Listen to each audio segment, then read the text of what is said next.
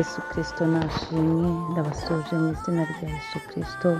Bene data tubana mu mwanya wa niba turebe buri gitondo, mwebwe muri hano mu mujyi wa Kigali, abari mu ntara, abari hanze y'igihugu cyacu, Yesu Kristo nashimwe, ndabasuje mu izina rya Yesu Kristo. Imana ibahe umugisha, wowe ubana nanjye buri gitondo, wowe umfasha mu bihe byiza byo gusenga. Imana ibahe umugisha, Imana ibanezeze, Imana ibahire. Iki gitondo rero hereza Imana icyubahiro, ongera ushima Imana ku byo yakoze n'ibyo yakoze. Shima Imana ko yakwimanye, shima Imana ko yakurinze, shima Imana ko ari Imana igabura yambika, shima Imana ko ari Imana iburana imanza ikazitsinda, shima Imana ko ihindura amateka, shima Imana, shima Imana. Banza Imana muri iki cyumweru, banza Imana ku byawe no ku bawe, hanyuma uyishimire ibyo yakoze mu minsi itambutse, uyereke n'ibiri imbere. Imana ishimwe, Imana ihabwe icyubahiro. Mwa kino gitondo rero tubanje Imana bene data, nshuti zanjye, tubanje Imana. Twarayibonye igira neza, twarayibonye iratabara, twarayibonye iturinda. Tubanje Imana, dukomeje kwizera Imana, dukomeje kwizera imbaraga z'Imana. Bakristo b'itorero Elayon Mountain Church mu Rwanda, Imana ibampera umugisha, kuko muri imbaraga zanjye muntera imbaraga mu bihe byiza byo gusenga.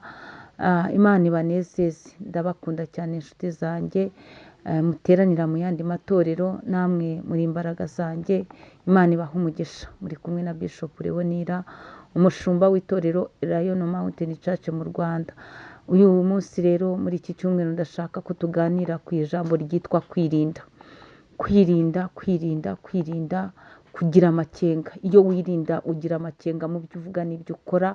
Iyo wirinda nta guhubuka, iyo wirinda wanga ibibi, iyo wirinda witaza ibibi, iyo wirinda ujya kure y'ibibi. Kwirinda ni indangagaciro y'umukristo wamenye Kristo. Wirinda muri byose, wirinda icyaha n'igisa nacyo. Kwirinda rero nyemerera iri jambo tuzariganiraho umunsi ku munsi muri iki cyumweru, ariko nyemerera dusome ijambo ry'Imana, urwandiko rwanditswe na Yakobo, igice cya mbere, umurongo wa 19. Titire y'ijambo handitse ngo ibyo kutihutira kuvuga n'amahirwe aterwa no kumvira Imana ishimwe. Turasoma mu izina rya Yesu Kristo. Nuko rero bene data bakundwa, umuntu wese yihutire kumva, ariko atinde kuvuga Imana ishimwe, kandi atinde kurakara.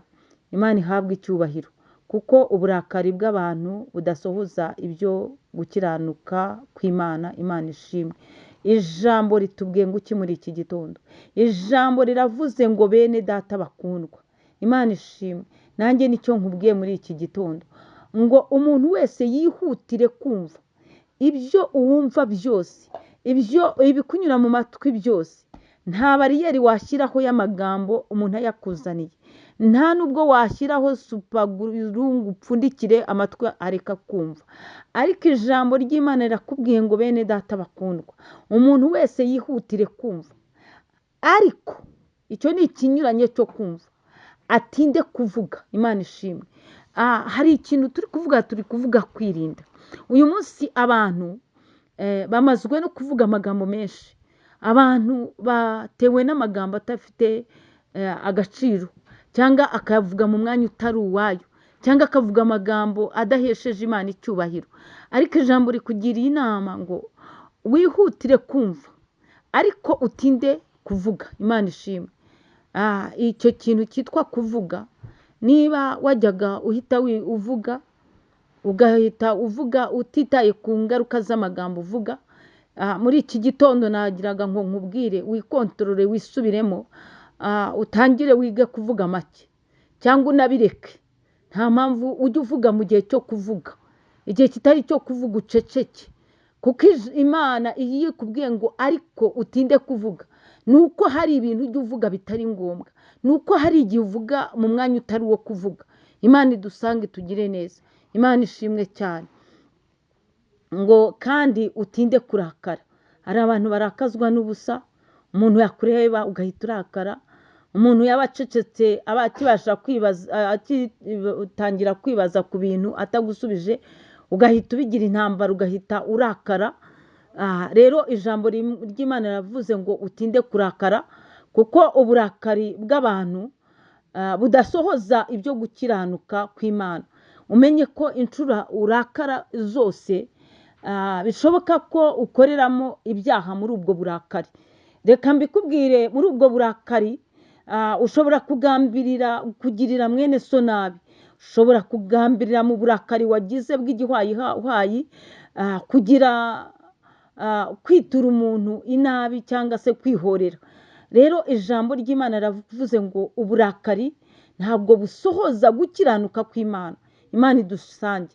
Wirinde rero kugira urakazwa n'ubusa, wirinde kujya uvuga mu gihe kitari cyo. Imana idusange. Ndi kuvuga ku ijambo ryitwa kwirinda. Urinde ururimi rwawe, urinde ururimi rwawe, kandi urinde umutima wawe, were kujya urakazwa n'ubusa, urakara ako ka mwanya. Ibyo bikora batazi Imana, kuko ijambo ry'Imana riragukangurira kwihangana, ngo wihanganire mu bikugerageza, kuko numara kugeragezwa uzambikwa ikamba ryiza. Imana itugire neza. Ijambo ry'Imana ku murongo wa 27 handitse ngo idini ritunganye kandi ritanduye imbere y'Imana Data wa twese ni ugusura imfubyi n'abapfakazi mu mibabaro yabo, no kwirinda kutanduzwa n'iby'isi. Imana ishimwe cyane.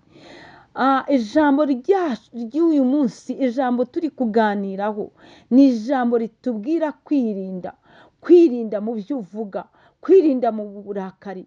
Ahubwo ijambo rikagushishikariza ngo ujye usura imfubyi n'abapfakazi. Imana ishimwe. ngo iryo rizaba ari idini ry'ukuri, ari idini Imana Data wa twese yishimira.